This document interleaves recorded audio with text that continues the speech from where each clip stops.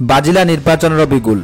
आज भारत मुख्य निर्वाचन कमिशनर निर्वाचन तारीख घोषणा करिसेंती। ओडिशा रे 4टी पर्याय उभय लोकसभा और विधानसभा निर्वाचन हेबो। लोकसभा और विधानसभा केउ स्थान रे एवं केउ जगह रे केते तारीख रे आसंतु जानिबा। मई 13 तारीख कलाहांडी, नवरंगपुर, संबलपुर, कोरापुट एवं द्वितीय पर्याय मे 20 तारीख रे बरगड़, सुंदरगढ़, बलांगीर, कंधमाल, आसिका लोकसभा पर निर्वाचन हेबो। ठीक से ही तृतीय पर्याय मई 25 तारीख रे संबलपुर, केउझर, ढेंकानाल, कटक, पुरी, भुवनेश्वर रे निर्वाचन अनुष्ठित हेबो।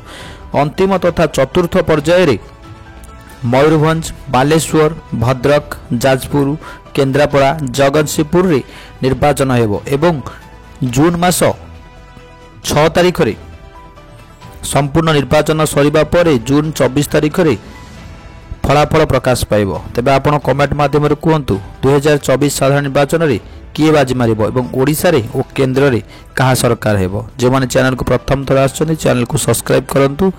वंदे उत्कल जननी, जय श्री राम।